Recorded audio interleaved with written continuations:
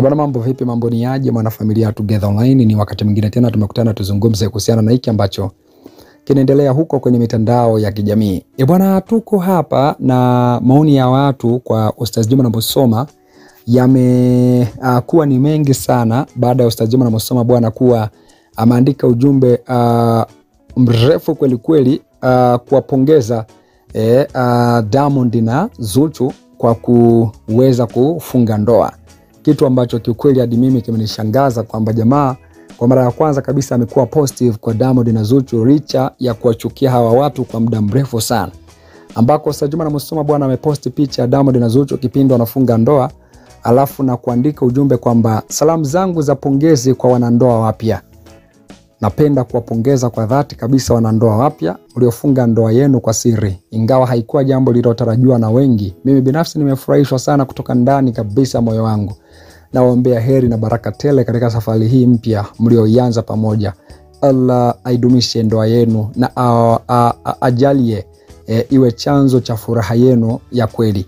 Awasamee makosa yenu ya nyuma na waongoze katika kila jambo la heri. Kwa kweli hii ni hatua kubwa mno.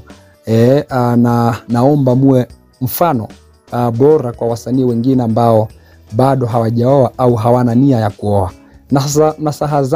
Nasaha zangu kwenu ni hizi. Sasa kwa kuwa mpo ndani ya ndoa, kila mmoja wenu ajitahidi kupunguza au kuacha kabisa tamaa zisizokuwa za msingi. Kwa upande wa mume ni wajibu wako kumlinda na kumsimamia mkeo katika mema, ikiwemo kujistiri katika mavazi na kushikamana na ibada. Nawaombea maisha marefu, maisha mema, mapenzi ya kweli na furaha isiyoisha katika ndoa yenu. Allah awajalie muwe na subira, uaminifu, ushikamano katika kila hatua ya maisha yenu ya ndoa. Baada kuwa amesema hivyo, maoni ya watu ni mengi. Huyu akaja akasema, leo umeongea pointi sana sio pumba. Allahumma amin ya Rabbi. Ndoa ya kimkakati hiyo. Niseme tu asante sana Juma na kwamba Juma na Musoma kwa niaba ya Simba na Zuchu.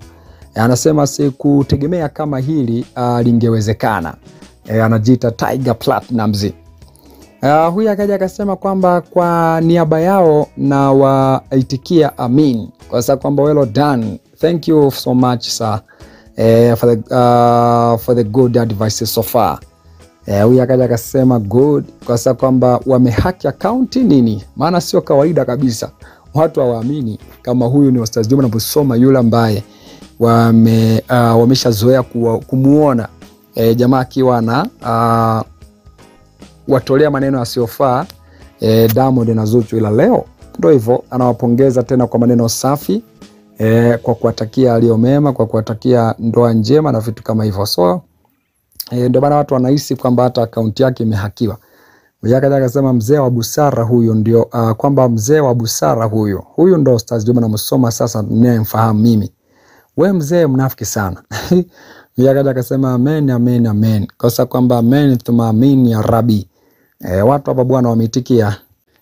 Na watu bwana wameweza kumpongeza sana Ustaz Juma na Musoma kwamba jamaa ameongea kitu cha busara, kitu cha maana.